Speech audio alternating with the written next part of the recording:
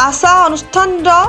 वार्षिकोत्सव पालन राज्यस्तरीय एक अग्रणी जनकल्याण आशा अनुष्ठान षष्ठ वार्षिकोत्सव भुवनेश्वर स्थित बुद्ध मंदिर प्रांगण में महासमारोह पालित हो यह उत्सव में मुख्य अतिथि भाव जलसंपद विभाग निर्देशक तथा स्वतंत्र शासन सचिव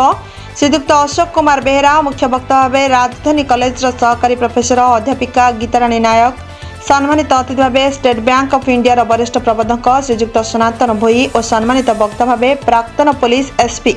श्रीयुक्त प्रशांत कुमार भोई प्रमुख योगदान करी समाज अवहेलित थिबा लोकमानंकु उपयुक्त शिक्षा और आर्थिक विकास क्षेत्र में सरकार विभिन्न योजना अंतर्भुक्त करी स्वावलंबी करिपारिले समाज विकास होई परिबो।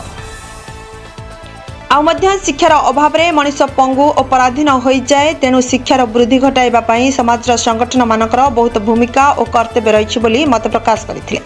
उक्त उत्सव में अनुष्ठान सभापति श्री अक्षय कुमार भोई अतिथि मानकर परिचय प्रदान करथिबा बेले एथिरे संगठन वरिष्ठ उपदेष्टा श्री नकुलचरण दास समेत केदारनाथ भोई, नरेंद्र कुमार दास, प्रमोद कुमार दास, रमानाथ बेहेरा, गोपीनाथ दास, पीतवास भोई, डॉक्टर भारती दास, असीम दास, असीमा दास, यशस्विनी देई समेत बहु कर्मकर्ता एवं सम्मानीय व्यक्ति माने योगदान करथिले।